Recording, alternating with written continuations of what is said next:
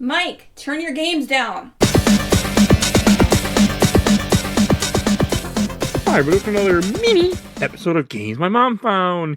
I am Mike Albertin, and who's switching their toys with me tonight? Well, you got scruffy-looking nerf herder Vincent Goodwin. That's good.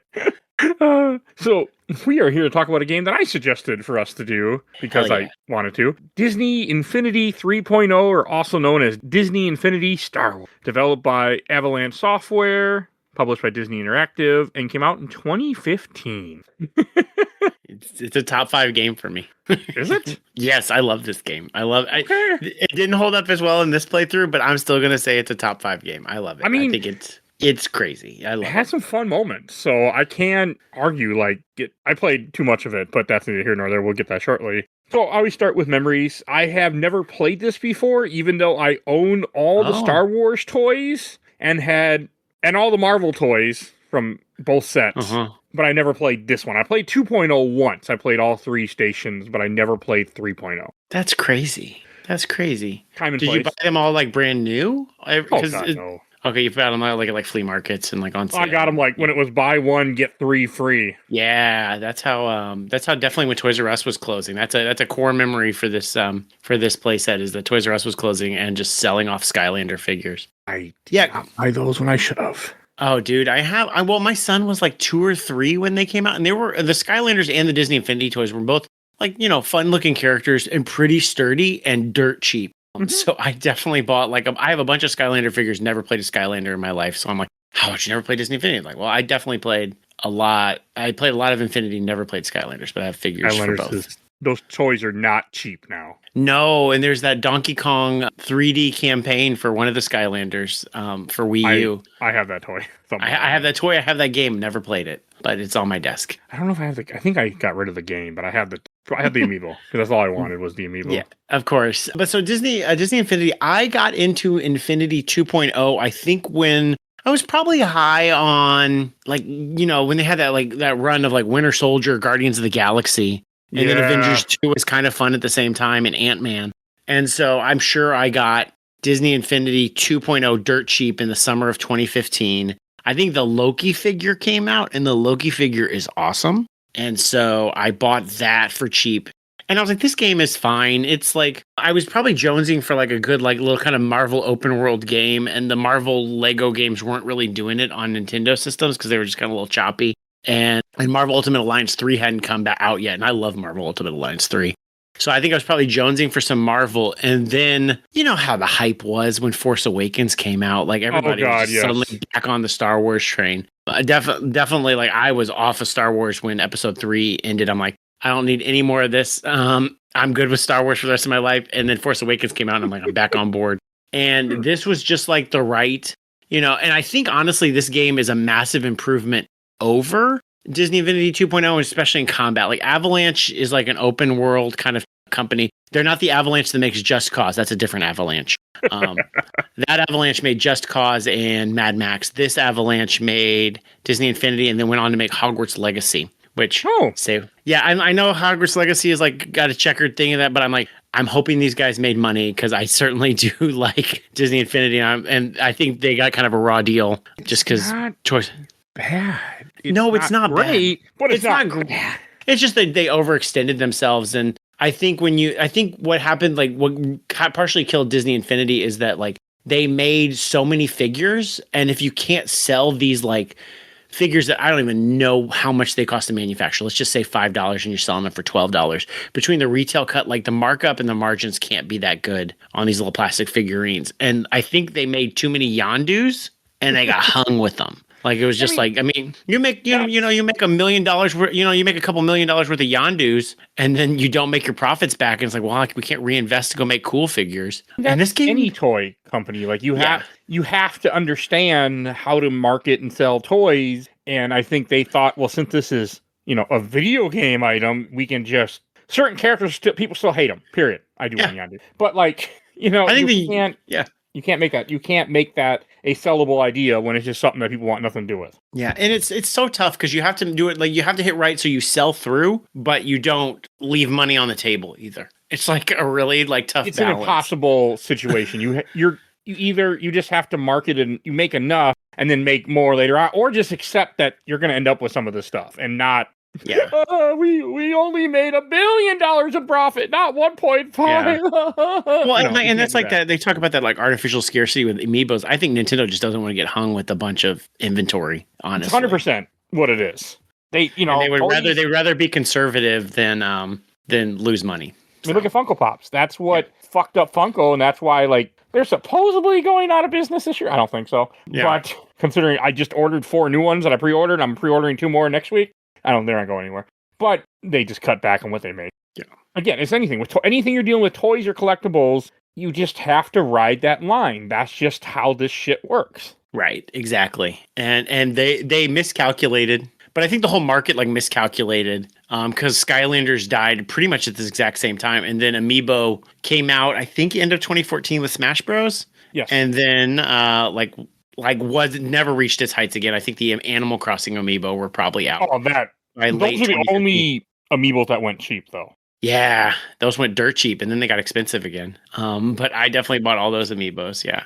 I only buy the Zelda Amiibos, and I buy some of the other ones, but I don't like the new ones, the new Switch 2 ones. They're too big. I don't like Yeah, the Rosalina one is huge. It's too Have you seen that big. One? It's I picked it up and went, and then I put it back down and said, no, Mike. And walked away. I have those, and I think I have all of the Smash Bros. DLC ones from Smash Ultimate. That's pretty just good. That's it. I don't have the Smash Ultimate ones, but I do have the Smash Ultimate DLC ones. So like through Sora. I don't think I have Sephiroth, but I don't have Sephiroth, but everybody else. So I have, Banjo-Kazooie, Hero, those guys.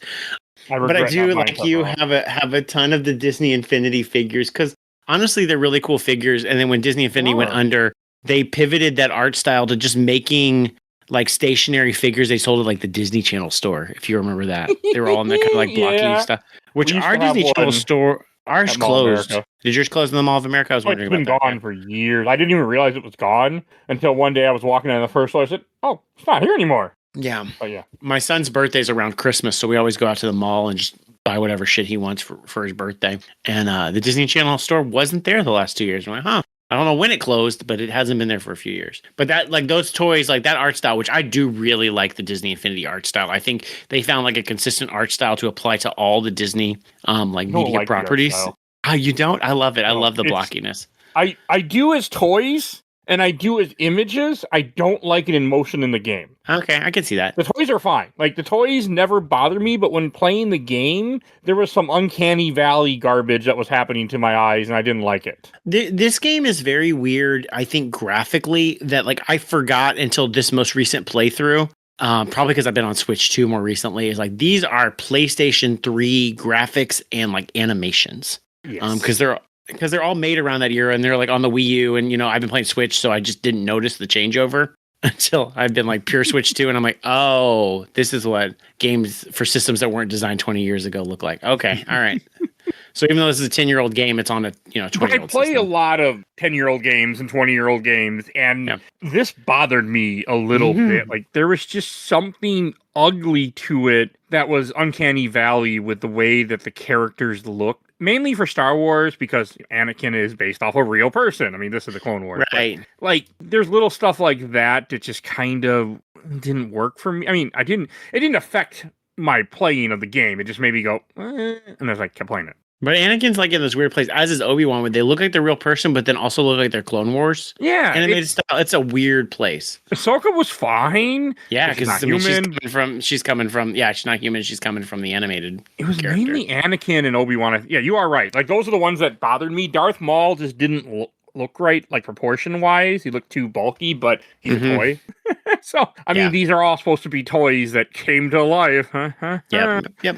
In your toy box. So like that's why they look. But there was something about it at times that I went, I don't like this. Yeah, I can see that. I mean, the Lego goes so far the other way that like that's acceptable because it's Lego.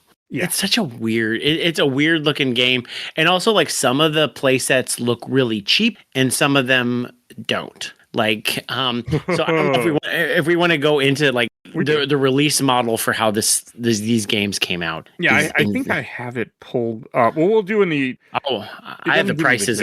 Oh, I don't have that. So please, let's start with Twilight. Yeah.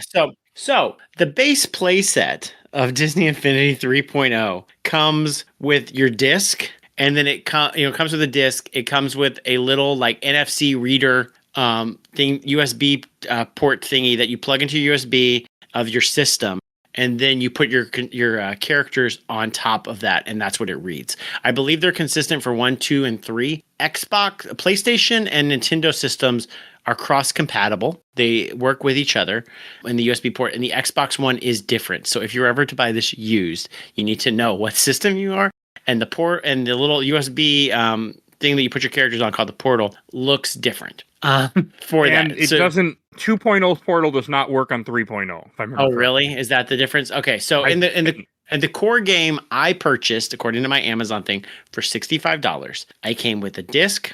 It came with the portal for Wii U, and it came with 2 figurines, I believe. So that was a deal, by the way. I'm pretty sure this was $70 as retail value at the time. Maybe that was the not Wii U version, or this may have been when Amazon was doing like 20% off purchases, when they were doing all pre-orders were 20% off. Yeah, could have been in that year. Because this was either 70 or 80. Because I worked at Target, no, not Target. I worked at Sam's Club when 2.0 came out and 1.0. So I remember selling them, and I remember these being more. 3.0. I don't remember how I got it. I know I got it cheaper because I didn't care. I was just buying all the figures when I found them for cheap.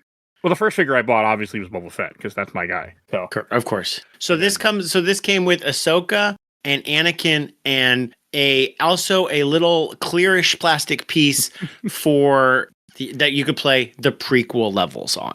That's a 4-hour campaign. Each of these little clear plastic things it's called a play set as well. And then there will be like DLC expansions for this game will go on. And basically what you do is you can play as Ahsoka or you can play as Anakin in this thing. And if Ahsoka dies, then until you finish your mission, you can only play as Anakin. So if you lose both your characters, those are each of your lives. You can also add Obi-Wan and I think somebody else. And then you can find tokens throughout to find Yoda. Thank you. And then you can find characters throughout the thing to play as like characters that don't even belong in the era of the campaign. So you're not going to be able to play as like Mickey Mouse or Loki or anybody that's not Star Wars in these things. But you can play as like Darth Maul, or you can play as Princess Leia in these levels if you can find the little collectible icon in the game and you happen to own the Princess Leia figure. And speaking of which, there's then a 25 for the, so that's already $65.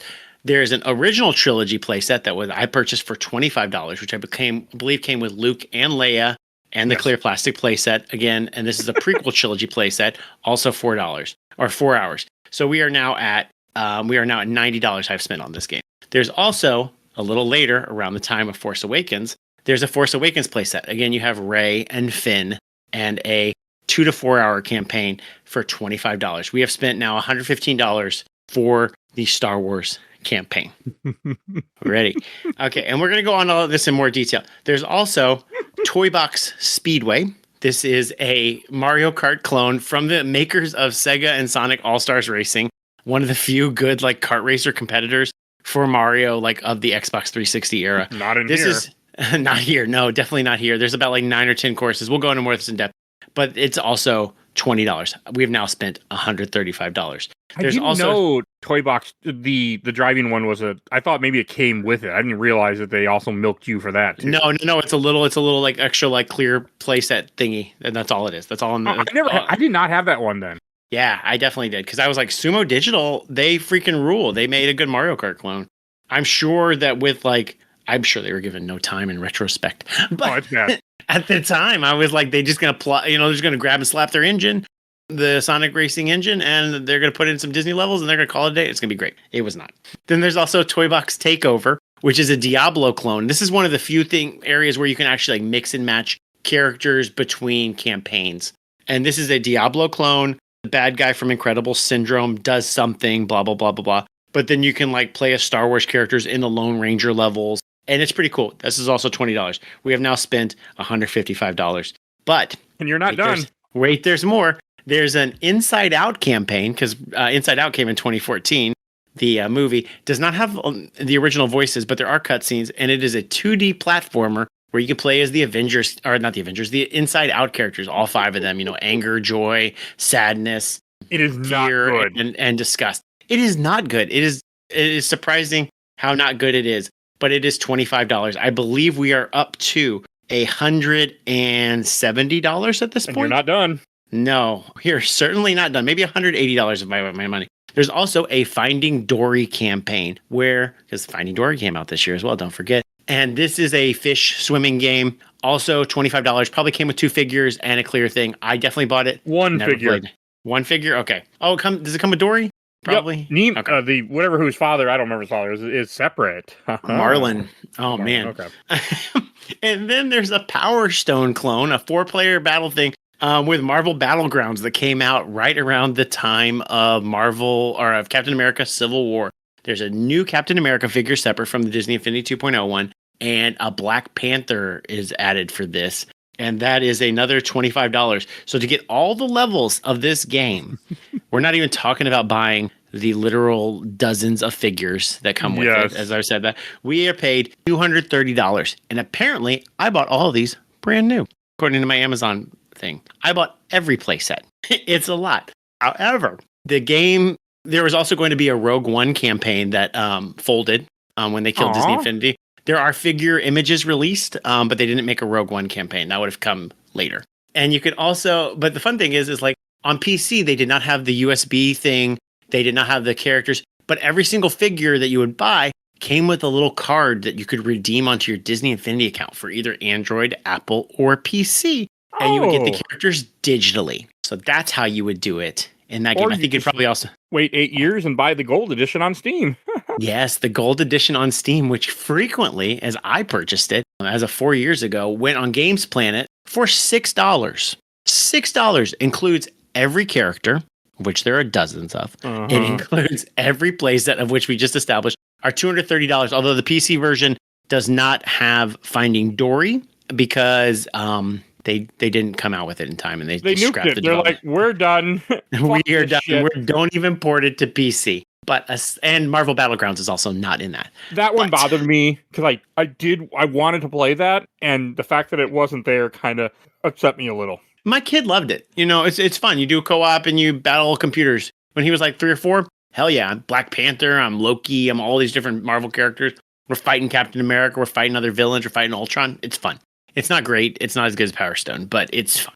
I mean, something that came with because the whole idea of Disney Infinity, I mean, yes, you have the play sets, but the idea is that you play through the play sets, unlock things, and then you build your own maps and stuff. There were build your own levels. I looked and I didn't, because I never ever interfaced with the Toy Box thing, which was like a separate like thing that you could build your own levels and share online. Apparently people built whole like pod racing campaigns for this and shared them online. I saw these on Reddit. I never did this. I have no idea how to access it, if it is even possible. I don't either. It might not even be up anymore, to be completely honest. So yeah. But yeah, you can get all this shit for $6 now. It's cheaper than a Lego Star Wars game. That's what it's worth.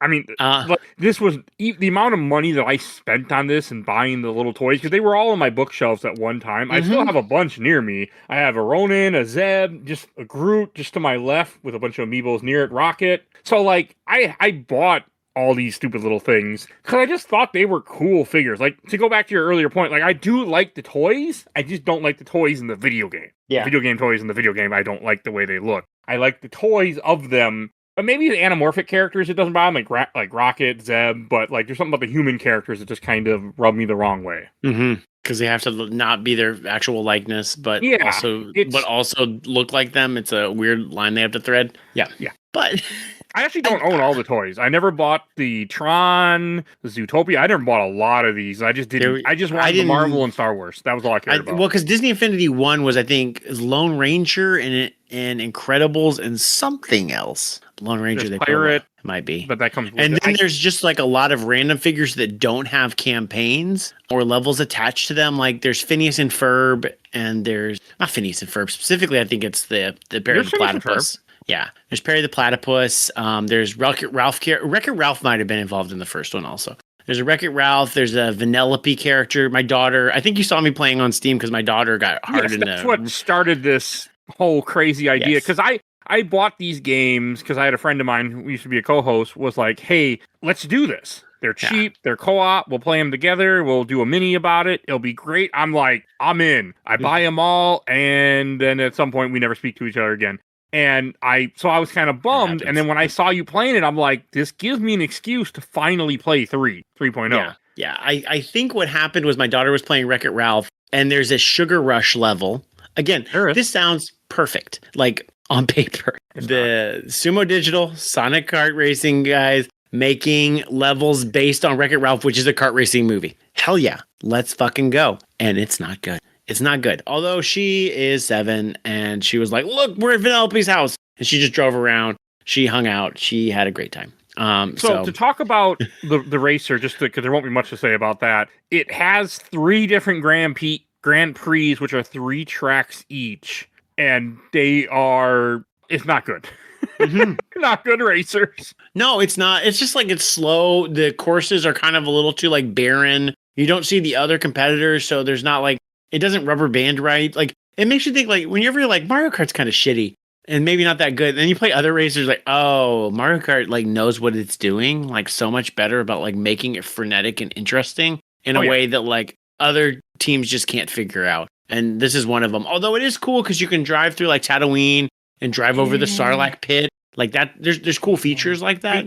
They try, but you can't even switch your car. You just get either a blue car or a green car. At least if you could switch it, I never figured out. Yeah, how. No, it's that it's whatever. So I mean, to be fair, like they're trying to balance like I think like probably like 70 different character animations, and on top of that, putting cars in it was probably.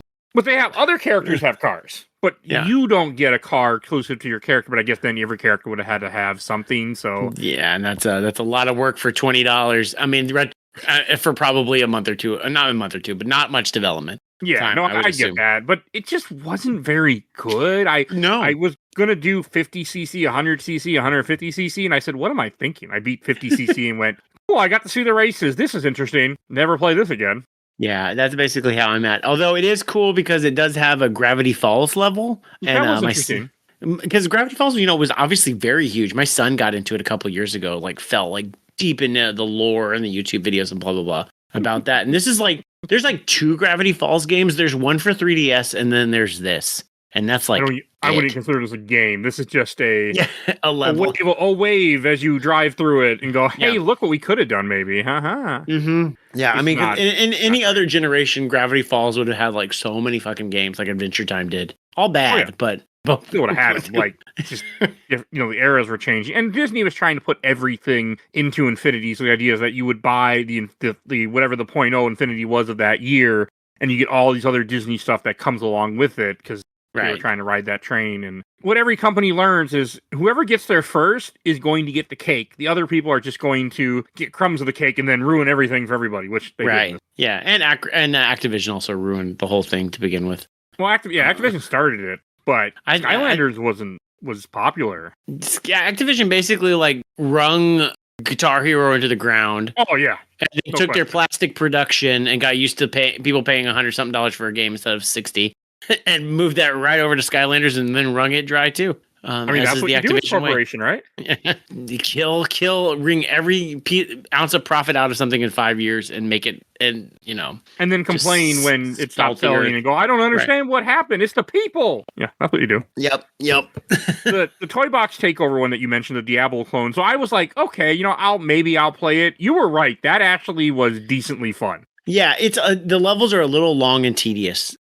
In retrospect, like, because you beat like a whole area and then it like sometimes it loads weird. It like looks like you're going back to the hub and then it takes you like an extra bonus, like 3 more bonus hubs, and you're like, okay, I'm kind of done with this.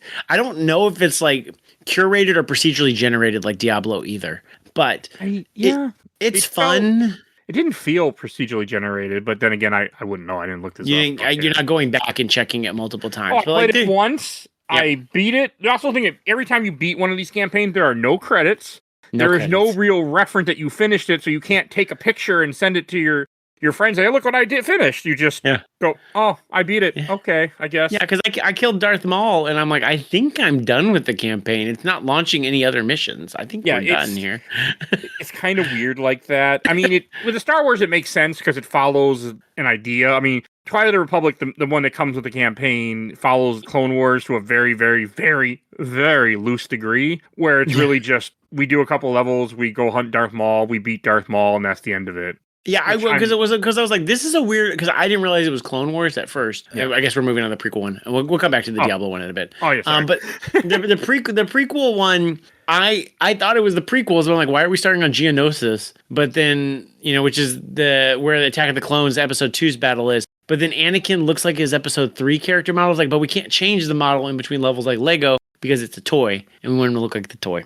I get it. And then all of these other things like Cad Bane showed up, and I'm like, oh, okay, we're in Clone Wars territory, which I don't know very well. Early Clone Wars territory. Yeah.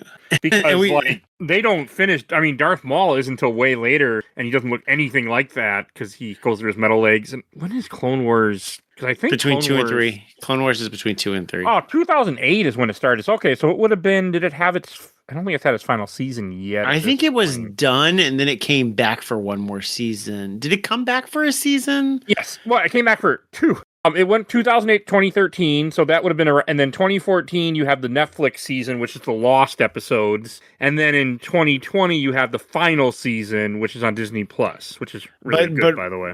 Right, but Rebels is like a weird continuation because this has a lot of the Rebels characters who I don't know very well. I think there's like Zeb Aurelios and some other names I've heard, right? There's Zeb, Ezra, Kanan. Yes. None of them are in this campaign or any of these campaigns because they don't have a campaign. They sure showing me figures, though. Well, I have them too. They showed me like 5 figures that you can play as kind of here. But then I'm surprised I knew because I checked out of Star Wars, but somehow I'm like, what is Cad Bane doing here? I've never seen any of his episodes of Clone Wars. Clone Wars is a good show. I've heard. You just have to suffer through season 1, which I hate saying, and I get it. And then it picks up and it gets very good, and it ends very well. Like it makes Episode 3, which is a movie I do not like, actually a good movie because it has all the context that movie doesn't have. Yeah, I believe that. So. There's a lot of things that make Episode 3 really good. Like I didn't realize the Mon Mothma from Andor and Rogue One was cast in Episode 3, and there's deleted scenes. There's deleted scenes of her like arguing with Jimmy Smits about like the rise of Nazism, fascism within the Republic, filmed in 2005. And I'm like, this is crazy. Like Lucas predicted the future. He knew where America was headed someday. He knew. He just told us to us like we were 5-year-olds, and we're like, he was 20 years earlier, but he knew it was coming. Yeah, he knew it was coming. But yeah, and everything. Like, man, if this scene had been in Episode 3, this would have been like a lot more hard hitting than anything else in Episode 3. But it was not to be. But that's another conversation. But I didn't like the Twilight Empire one. I thought it was boring. You can tell that this was their first stab at it, and they also were like, don't do too much. Just people are getting this with their game. We want to make the other ones bigger so we get more money out of them. I can also tell because like I didn't because like it's like comedians, like you don't want to lead with your first joke, your first best joke. You want to lead with like your second best joke, but then you want people to stick around for that first, the best one, which is going to be the original trilogy. Yeah, but they were just they just didn't. There's a lot to Clone Wars, and I didn't realize Clone Wars had ended pretty much at this point. And they really don't do any Clone Wars arcs. They really don't do anything. They do a little bit of Cad Bane, a little bit of Darth Maul, but the Darth Maul thing is way later than this is all made up because that didn't happen yet. It's weirdly underwhelming. I mean, coming from Infinity 2.0 straight from that, where I think like the Avengers campaign is pretty crappy, and then the Spider-Man campaign is pretty good, but the combat is kind of shitty. The combat is substantially better, and it feels so much better to control the characters in the prequel playset than it does in anything in Marvel, the Disney Infinity 2. Because they recruited the Devil May Cry DMC team to do the combat, God. which I can't remember what their names are off the top of my head anymore. But Ninja Theory? Yeah, Ninja Theory does the combat for all the Star Wars characters. That is interesting. I mean, there's nothing else really to say about Twilight Empire other than it exists. It's not good. I think it's better than coming off of Infinity 2.0. It is way better than you would think, but I've not played 2.0 in probably 9 to 10 years, so I really can't. If you want to give me an excuse to play it, I'll take it. I played it when I got my Steam Deck because again I bought it for $6 also. And I played that one and I'm like, this is fine, but kind of like underwhelming. And this one's way better, but like, it's not great, especially after you play the original trilogy. And then I'm like, oh, okay, this is where the real good stuff is. The original trilogy playset is like it was fun. Yeah, because it's It's all these games are structured for like these play sets. I'm sorry, are structured for like 3 locations, 3 kind of like semi-open world locations. It's Tatooine, it's Hoth, and then it's Endor. And you're not really going to get the full plot of the story. And actually, it's kind of honestly really weird because, again, the characters you can be playing with because you bought it are either Leia or Luke, which means that Leia is there from the beginning of the campaign. And so you crash land on Tatooine with R2D2 and C-3PO. You've got the Death Star plans, but your quest is not to find Princess Leia. Your quest is to bring the Death Star plans to Alderaan because, like, narratively, she's there and you could be playing as her, which is really funny. Weird. And I mean, but it was fun. Like, it actually was a fun campaign. Like, I had a really good time with the Rise of the Empire. And they even, and of course, because it's a Star Wars, we got to have the Hoth battle, because why not? The Hoth battle's pretty good. Wasn't bad. The snow world looks good. It's fun to kill. Like snowtroopers. It's fun to drive around. I love that all the play sets have like Minox, which are like the kind of like pterodactyl things. Oh yeah, from it's Empire Strikes Back. They're eating the power cords when they're inside the big worm. That's right. That's what they are. Yeah, and there's 100 of them in every play set that you've got to shoot. So that's a fun like running thing that I've never killed more than about half of them, but it's fun. That's so impressive. Yeah, I didn't even. I killed a few, and I'm like, when I saw the number say 100, I'm like, oh, that's nice. Yeah, yeah, absolutely impossible. But even like the Tatooine levels are like fun. Like you start in Mos Eisley. There's like the quests are. Well, you talk to Biggs Darklighter to like do shit. Biggs Darklighter is Luke's friend that dies, and he's one of the rebel pilots, but he's his friend from Tatooine. This is the version of him that it was supposed to be in the movie, but then it's cut. Right, exactly. So that was a really nice touch that they had pretty much kind of the deleted scenes where before Luke leaves, he's running around talking to his friend, which was in the original movie till they cut him. And Biggs is like your weird quest giver. So it's like weirdly like cool for a Star Wars fan. There's dumb quests like the band leader of the Mos Eisley Cantina band, the group, is like, hey, I don't know where my band members are. Like, he implies strongly they've been drinking and they're like lost around town.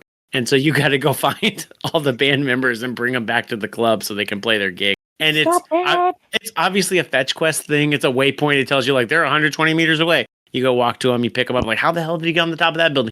I don't know. Don't worry about it. We're going to surf across power lines to go bring them back while carrying them. This is great. Riding banthas. I had to pick up little banthas. I go to Jabba's palace. He gives me missions. Jabba, did you see who was in Carbonite there? No, I did not. The Carbonite is there, but obviously, like, Han Solo's part of your party, so Han Solo could be. Jar Jar Binks is in Carbonite. So that's where that joke comes from. Yep. Mm-hmm. Okay. It was unless maybe it was a joke before this, but like I did not look at the Carbonite. I went in for like the one mission I had to do or something, then I left and never came back. I didn't do a lot of this. I mean, I did side missions at first because you have to make money in the Rise of the Empire one, which there is no money in Twilight of the Empire, but there's sort of money in the Force Awakens campaigns. You can tell they were learning what they were doing. So then it made me do side missions. Yeah. But like Luke is just like every character has like, I mean, I said the combat's better. You have like the right trigger is like kind of like a charge move. Your X is like a minor attack and your Y is like your main attack. And Luke's cool because he has a lightsaber and a force power that brings people to him. And then he also, I don't remember what he is with R button. It may just be a charge or it's a... It's where he switches out his lightsaber and... he has a gun. Shoot. He has a gun. Yeah. And so like Luke is both him and Leia in this one, unlike the other two campaigns, you can hold Y to like launch bad guys in the air and then shoot them a bunch of times with their blaster. Feels so satisfying. Because they got the hang of what they were doing in this campaign. Like you can tell, like this should have been the campaign that came in the box set. Yeah. And I wonder if it was supposed to be, and then someone went, we can sell this for more money. Yeah, like if you liked this one, you're really gonna like this one. Or oppositely, like if they buy this one, they're gonna think all the other ones, and they're gonna find out the other ones are shitty. We're gonna be in real trouble because the Force Awakens ones is not that great. No, but to be fair, like I mean, kind of big balls to be like, hey, here's Force Awakens for the new movie that everyone's excited for. Mm-hmm. Have a campaign of it, like and that one's like it got Jakku. And then it has the planet where they get the lightsaber that's never explained because J.J. Abrams. Oh yeah, Tatanka. I don't know the planet's name. That kind of. There's also like half a mission on the spaceship when they meet Han Solo with like Kasha Club or those other smugglers. That was stupid. Yeah. The Force Awakens one wasn't great. I had massive like frame rate issues in that one. Like I was like, oh, this one's just not as tuned as well as the other ones.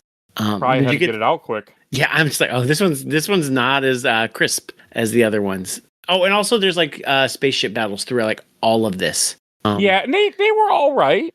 They look like Star Wars battles. I had my dawning a thing in that they're like Star Fox Adventures R-wing levels, and that they look the part, but they do not feel right. There's something. No, they're a little off. They're real. I mean, there was one I kept dying on, which is funny. It's one in the Endor when you have to take out you have to protect your capital ship and you have to protect your. Oh, that one was hard. Yeah, but that's because the game doesn't explain to you what you're actually supposed to do, and that level is a ripoff of other like Rogue Squadron type games. Like I've done that level before in other games, and the same thing has happened before. Where like when it. And I think it was either maybe it was Rogue Leader. I don't remember but I remember playing a Star Wars game. It didn't tell me what to shoot. It expected you to know because you know Star Wars. So like in this game, without even the marks them up, I knew exactly. Oh, you got to get the bottom. You got to get the bottom reactor in the bottom of the Star Destroyer. Mm-hmm. You got to get the 2 shield generators at top, and then you got to take out the thrusters, the engine. Like I knew. I mean, they pretty much just ripped out a level from some different game. Disney Infinity dyed it and popped it in here. Right. But it did make me chuckle. But not as good. Yeah. No, not at all. That's funny. Yeah, I feel like the Hoth level though was pretty cool. Hoth was fun because the AT-ATs. I'm conflating my Star Wars games though, because you didn't just do the land speeder and trip them up. You also had to like climb up them. It became like a little platforming challenge. Yeah, you climb up one of them, which is, I mean, technically what he does in the movie, he does climb up one. But it gets the little, the little like shiny yellow bars like Tomb Raider or Uncharted where you climb up a. I like that. And after playing Uncharted today for like 4 hours, I gotta say that when games want to show you where to go with shiny colors, don't be upset. Just say thank you. No, I know. I love the Tomb Raider games. It's like, yep, it's a white wall. That means you can run up it. It just is what it is. Deal with it. Yeah, video games got a video game sometimes. Accept it. Don't get upset. If you want real life, go outside and be upset. I played Star Wars Outlaws and it doesn't have that kind of shit. It's so hard to play. I need to buy that game. I have it for real cheap. I got it for real cheap on Switch too. And I was like, hell yeah. I like Disney Infinity. I played my open world-ish Star Wars game. I would love another with the Ubisoft, like Collectathon. I feel like I'm ready for that flavor again. Your Far Cry's, your Assassin's Creed. And it just does. Everything is like too real and not like fucking bright, shiny blue or yellow for me to pick up.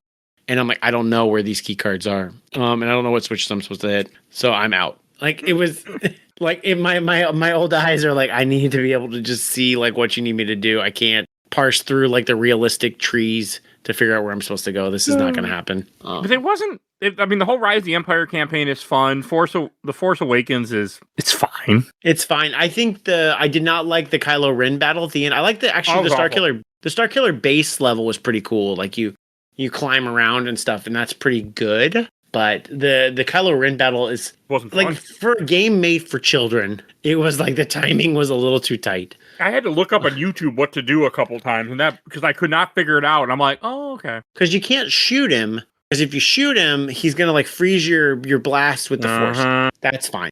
But what you have to do is you have to throw a flaming barrel at him. And then shoot the barrel while it's in the air. But that explosion will hurt him. But if the barrel gets too close to him when you shoot it, he's going to freeze your blaster bolts. And then you won't be able to shoot the barrel. And it's just like, this is just too close of a time. And then to generate another barrel, you had to go like hit a switch and then shoot the target.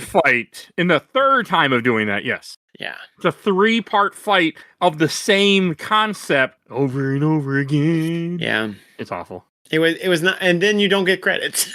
That's what really upset me. I think we beat Kylo Ren, and especially and the Clone Wars one really upset me because I'm like Darth Maul. I'm like, I think I've played enough of this. I don't think I'm going to any more planets, but like I only know the prequel trilogy, and Darth Maul is dead at the beginning of the first movie. So like, what are we doing here? What? I mean, he is in Clone Wars, and he does have a huge campaign, but he never goes to Naboo and does this. The last thing of Darth Maul that we saw back then, if I remember correctly, is he gets grabbed by Palpatine and tortured, and I don't think you see him again, but maybe I'm remembering wrong. Because I know in the final season he shows up, but I can't remember at that point, because he's also in Solo, but that was 2018. Solo is, which is later, but Solo is during the time in the Star Wars universe where he is running a crime syndicate, which we see briefly in Solo, which is also in Clone Wars, because he takes over the Pike Syndicate and a bunch of other gangs. Maybe that Pike Syndicate was in Star Wars Outlaws. I know that name. There are tons in Rebels and Clone Wars, and they're in The Mandalorian. Really? They're in the Mandalorian and Baby Grogu. I love Star Wars stuff, so I'm probably gonna go see Mando and Grogu at some point. I was hot and heavy into Star Wars from the Timothy Zahn era through when he came out with Vision of the Future and Scepter of the Past, his second Thrawn series, and that's pretty much my hardcore Star Wars fandom. I met that guy. Oh, you did? Was he nice? I hope so. He's real nice. I got a signed Admiral Thrawn Funko Pop from him. Nice. My mom bought Heir to the Empire at Bookstop.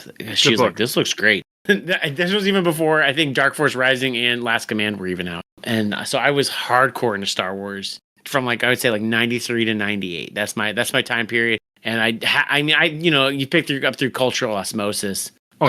Stuff, and so I like this one because it's the highlights. It's the Lego Star Wars, I think, with slightly better combat. Although Skywalker Saga does give this game a run for its money. I think I want to play that someday, but I've just never gotten it. I've also never played Force Awakens, the Lego game, even though I own it. I've never, of course. I bought that one for 3DS on a lark because I thought that would be funny. Lego Star Wars Force Awakens for 3DS. This made me want to play other Star Wars games, but then again, I always want to play other Star Wars games. So I honestly, me too, because I think I was texting you and I was like, we should play Rebel Assault 2 right now. I'm up for it. I'm finally doing the Rogue Squadron 3, which was supposed to be on the show months ago, but you can't emulate it. So I had to buy power cords for my GameCube. Does Dolphin not like it or something? It doesn't run. Really? It runs like shit. Even not you need real high-end hardware and a lot of fucking around to get that game to run on emulation. Were they just pulling off weird shit on the GameCube? They did. It's more like it's a miracle it even runs on GameCube somehow. They just they made it work, but they can't. It doesn't. It runs in emulation, but it plays in 50% speed or less. It's awful. Fascinating. Yeah, I never played games slower on emulators, and I thought. I'll make it work, but no, it's fucking awful. I know. I got the Ambernick DS because I'm always on your show talking about DS games. I tried to play Pokemon Sun and Moon, a 3DS game on it, and it was 5 frames a second, even in cutscenes. I'm like, this is untenable. How dare you pirate us? But yeah, no, there's so much. I think I'll cover Battle for Naboo, but there's a lot of interesting Star Wars games that I'm like, this is now the third pod racing game we've played together, Mike. Oh yeah, because you're pod racing in this too for one scene. In between Racer Revenge and Star Wars Episode 1 Racer, we played a lot of pod racing. I don't think you have any more to make you play. Lego Star Wars, both of them probably have pod racing, both the Skywalker Saga and OG Lego Star Wars. Oh yeah, for sure, because they both have the first movie, so you have to have the pod racing if you're talking about the first movie. Yeah, it is fun though playing Force Awakens levels in retrospect, because they just didn't make many, Star Wars games based on the sequel trilogy. No, because it just died. It just video games at the time just died based on things like that, and then people hate the sequel trilogy as they should. They should hate anything that comes in without a plan. That's accurate. Yes, I have no problem with them bringing back Star Wars. I have a problem with so what are we gonna do? All right, we're gonna write this great opening story, we're making the show Lost, and then bye, see ya.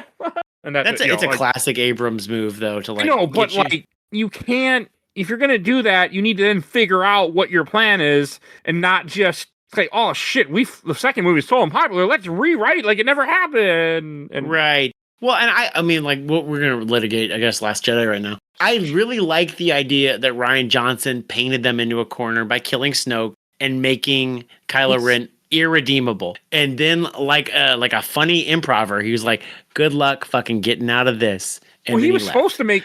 There's a third. There's a script which they made into a comic book about what was supposed to be the third movie. Yeah. Which I need to read and cover one day. It's a fan made comic book, but it exists. And I've heard it was actually much better. Last Jedi is not a terrible movie. I enjoyed it when I watched it for this show a couple years ago when I covered all the Star Wars films. Check those out, guys. Yeah. And But fucking Rise of Skywalker is hot trash. It's Hot so bad. Trash. I honestly don't trust Colin Trevorrow to have made a good Star Wars movie, though. I think he's good at pitches, and then he's not good at executing. Cough, cough, Jurassic World's not that good of a movie. First one's fun. I think it's a great pitch, and I think it's a great trailer. I just don't think it's... I've only seen it once, and I liked it, but it could have been the context of who I saw it with. So I don't remember. I like the most recent one because Scarlett Johansson's in it, so I was already man. And Jonathan Bailey. I need to talk my wife into seeing that one. I like that movie, but I thought it was a good movie. It's just a one-off story in the Jurassic Park world. Like, it works. It has some cool concepts, and ScarJo's in it. So what more could you ask? Yeah, I gotta watch that. That's a good one. I need to put back on the list. I'm a sucker. But yeah, this made me want to play Lego Skywalker Saga. That couldn't be a mini, unfortunately. There's too much of that. It's too much content. It's a really long game, and unfortunately, I guess I do have it on Steam Deck, so it'll look a little better because the Switch 1 version looks a little rough. Oh, and there's also the Inside Out campaign. I just want to do my brief because I played that. It's fucking off. It's a very short. I don't know. I ran out of levels. I ended up, and they're like, "Oh, do this machine to get more levels," like some kind of puzzle thing. I played it once, nothing happened. I'm like, I don't understand what I'm doing, so I just turned it off. Said I beat it. I'm done. Fuck this. Did you play the Vampire Survivors clone? Pre-Vampire Survivors that was like in Force Awakens. It's like this little you're like an X-wing and it's like top down, and you're like, it kind of looks like Geometry Wars. Any of that crap. Or even find it, or care to find it. Yeah, it was fun. And you want to talk about the Diablo clone a little bit? Yeah, I love the Diablo clone. I think what I want, I think I like when rival like IPs meet each other. I think that's so fun. I love when Marvel and DC team up and have different universes. I love when Predator fights Batman. I love bullshit like that, even if it's not good. And so I really like the Diablo clone because it actually gives you like the Disney Infinity dream of like, I'm going to have Hulk and Anger from Inside Out piloting AT-STs fighting Darth Vader. And then when they die, Groot's going to show up. And this is going to be fun. And it is. And you can level up all your characters for your other games because it kind of carries over. That was cool. Like, I kept dying on Syndrome, and I ran out of the experience that revives your character. So I had to start just grabbing all the random characters I'd never played as because I had access to everything and just use them, hurt them, die, pick another character. Use them, hurt them, die, pick another character. Yeah. That's fun. And I mean, because when I had the physical figures, it was a lot harder. Sorry, hold on just a second. My cat has decided she wants to get in this room. Give me just a second. How dare you close the door on a cat? For those that don't know, cats rule the world. Remember that, guys. There's only one door in my house that cats aren't allowed in, and they get mad at me all the time. One fucking room they're not allowed. They have a whole house to run around. One room, and they complain. Cats are cats. Sorry, I hope that didn't pick up too much on the mic. Nothing picked up. Scratching at my door. I just talked about cats. Because I get it. I have cats, too, that, like, I don't, my area isn't blocked off as it should be, because they love the basement, so I wouldn't want to do that to them. But because I don't have, like, a room. I have a whole basement that I turned into my studio. We have one cat. We just got a new cat. We've had her since December, and she cannot handle a closed door at all. I don't know if she's like one of those like camp counselors, like no hanky panky, and she like knocks open every door. She will wake up all the children, both children, to like open up. She'll try to open up the garage. She's gotten trapped in the garage before because she just will refuse to open every single door. She hates my door being closed. So, but here we are. She's a good cat otherwise. But they have. Sorry. No, you're fine. The Diablo clone, I just think it's the dream of what I want, and it's just like kind of mindless. I love a good mindless fighter. I think like Diablo's like handheld, like on Steam Deck or anything like that, or Torchlight. I love Torchlight also. The Ascent. I like just like a grindy, slightly more interesting beat 'em up handheld. I think it's so much fun. So combat wise, it's kind of, and like characters you battle, it's kind of unimaginative, but at the same time, it scratches the itch that I like from like Marvel Ultimate Alliance. And then it has like actually one of the few places where the Disney IP like crossover with each other. And I think that's pretty cool. It was fun. I'm glad I played it. I'm glad it was less than 2 hours or 3 hours and I got to walk away, but it was fine. Did you play it on easy? Because I feel like I died a lot. Of course I did. Yeah. Yeah, I was playing on medium. Like, I played enough of this game. I'm fucking good. And then I just kept dying constantly on medium. Like, that's like asking, is Trump going to rip off the country? Of course he is. Of course it is. So, that's how... Am I going to play a game on the easiest, the least friction? Of course. Hey, For Uncharted, which is already out by the time you're hearing this, if you listen to that, I did not pick the easiest difficulty. The World Explorer one because it said no trophies. I'm like, oh, I'll play easy. I regret said decision. So, I haven't beat the game yet. I'll have it beaten by tomorrow. Are you playing that? Did you play that on PS3 or did you play that like the PS4? I bought the collection and forgot I bought the collection, and then went on GameStop, ordered another collection, and went, wait a second. Got up, looked at my shelf, found it, and then canceled my order. I want to say it was a PS Plus title at one point. But I could be wrong. I don't have PS Plus. I did at one point, but not for long. I just have it because my kid wants to play online. But either way, like that's a legit reason to own it, for the record. Yeah. I didn't even use it, so I was like, yeah, why don't I never use it, but my kid wants to play, some online game with his friends, and I'm like, sure, fine, it's $80. And you get free games out of it, and that's a legit reason to have it. It's not like me where I bought it to play games with my friend, never played, then just kept it for the free games. And I'm like, why am I doing this? And then I got it. Exactly. And it got more expensive. But yeah, I think we pretty much covered every single game in this 220. I think I probably spent at least $500-$600 on this game. Oh, you can. This is more of a 2.0 story, but I don't know if we'll ever get to 2.0 anytime soon. I mean, you want to hit me up in a year? I don't think I'll ever play 1.0, but like the Spider-Man campaign is fun. So I have a 2.0 story. When 2.0 came out, my girlfriend at the time, using my credit card, there's a whole lot of bad things to that story, but she went and bought everything for Disney Infinity 2.0, all the sets, all the toys for her son. I was kind of living with her at the time, and she spent like $500, which I did not have $500 to spend on toys. Like, that's crazy. There's no more to that story that I'm going to go into than right now, but I remember that, and I was like, oh, yeah. So that was my experience with 2.0 to start with. I do love seeing them at like used bookstores and like used stores, like just like running loose. I'm like, yeah, Mr. Incredible, you're coming home with me right now. Let's do it. I have a lot of 1.0 too. Like I never buy them anymore. I never will. I mean, I haven't seen them at places. People are still selling like buy one get two free or something crazy like on toy swaps. Like, no, thank you. I have what I want. Yeah, they're all now in a bin, I think, except for like just a few. I think the Kylo Ren one is out. They're in drawers for me. I shoved them in drawers years ago and they never left. Some are on shelves, but I have a cat that likes to knock shit over. So yeah, I'm looking at my shelf and it looks like Hulkbuster and Loki are out, as is Kylo Ren, and then the amiibos. I have a lot of like the amiibos out, like Waluigi and all the Shovel Knight amiibos. I never bought those, and I kind of regret not buying the Shovel Knight ones. Yeah, Shovel Knight ones are good. By the time you're listening to this, Mina the Hollower might actually be out. It better be. When did it come out?